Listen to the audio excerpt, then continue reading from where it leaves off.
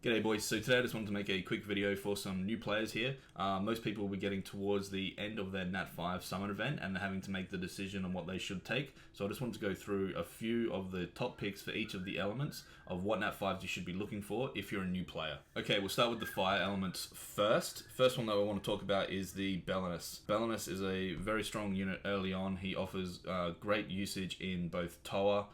You can use him in some siege offenses, guild war offenses, and you can use him in arena offenses as well. He offers a defense break on his skill 3 as well as a little bit of turn cycling, and then some big damage and dots on his skill 2. So he's just a really strong unit. And has a lot of places that you can use him early on. The next one is Nora, the Fire Totemist. She is very similar to Belenus in the fact that she puts dots on, but that's actually part of her passive.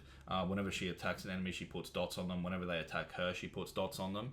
Her skill 2 is an AoE. It's actually a strip as well, so she has some usage, not just in Toa, but in Siege and things like that, where there's going to be some will on the opponents. And then her skill 4, when her totems get stacked, she'll actually decrease the HP by 5% per harmful effect on them. So this is incredibly strong in Toa.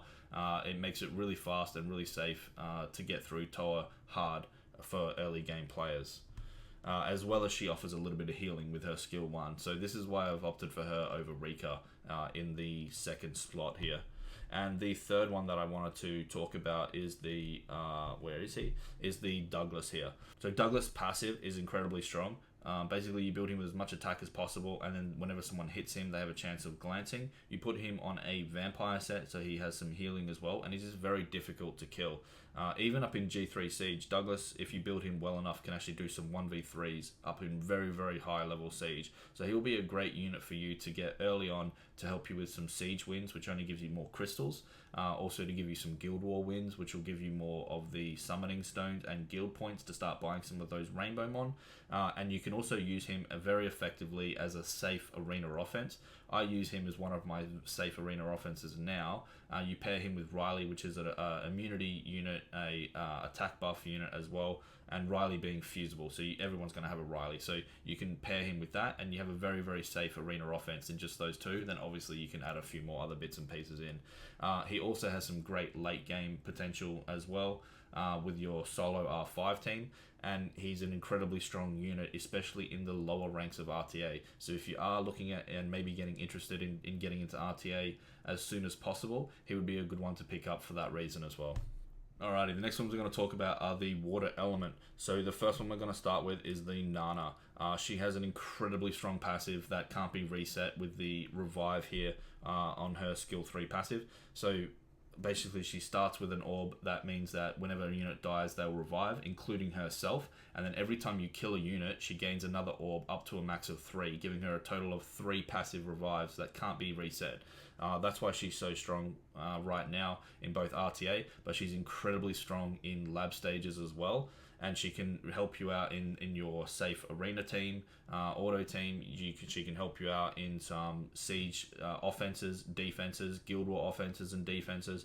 Basically has a lot of usage across all of these, and she's just a great, incredible unit to have early on, as well as has incredibly good late game potential as well. So she's a unit that you can use straight away and will be able to use for the entire of your account. Next, we'll move on to the Bastet. Bastet's another very, very good unit to have early on, obviously. She offers an attack bar boost with attack buff and shield on her skill 3. So she's a great arena offense unit to have if you want to start cleaving to try and get some wings out a lot faster. As well as you can use her in your solo R5 team, or just even your safe first R5 team as well.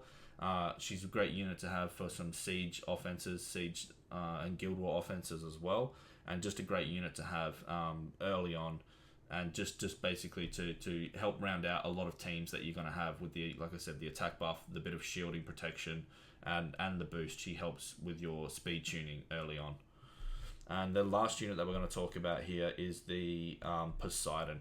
Poseidon's incredibly strong unit with 2 AoE skills. the skill 3 being a full attack bar reset, as well as putting the slow on. This just means he's basically will take the turn away from your opponent, but then with the slow, he actually then you end up lapping them as well. So he gives your team multiple turns with just this one skill, and then his skill 2 being an AoE silence. So he is incredibly strong in both the Toa normal, Toa hard.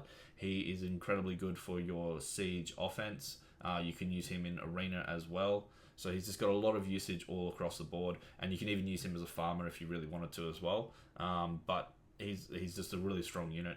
I actually used him in my very first beginner safe GB12 team as well, and you can use him in a beginner safe Dragons B12 team before you build, say, the Dots team, and before you build the Tricaro team. If you wanted to get into those, he's very, very good for both of those dungeons. Okay, and finally we'll talk about some of the wind options here. The first one we want to talk about is Leo. Leo has a passive that basically reduces all the speeds on the field to the same speed as him, so you don't need to put any speed on him, and then it reduces everyone's speed down to his level. This is a great equalizer in all areas of the game, but it's particularly early on when you do not have a lot of speed runes. You're still farming, you don't have those triple speed rolls on every single slot, so he's a great way to equalize the speed of everyone on the field, and you can build an arena offense around him. You can build some siege and guild war offenses around him as well. Next we have the Changpeng here.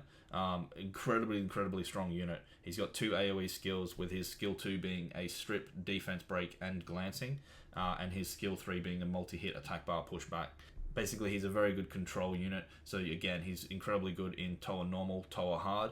You can use him in your arena offense as well, and you can use him in your siege and guild war offense. He's also incredibly strong for if you wanted to build a beginner GB12 team just to get started before you get the Dots team up and running. He's incredibly strong for that dungeon in particular. Offering both the defense break on the boss, the pushback for the waves, and also the glancing, just to help keep your team alive that little bit longer.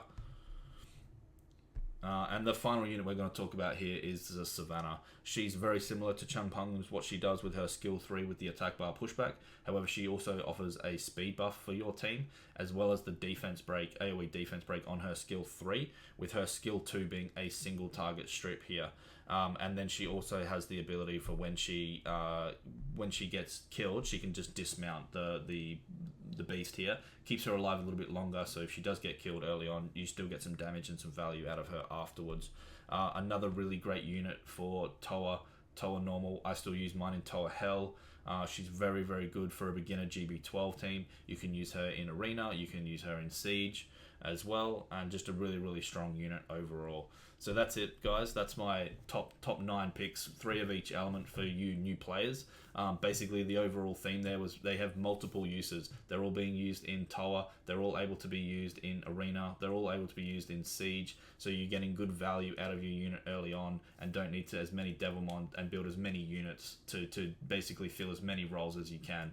Thanks for watching, guys, and I'll see you in the next one.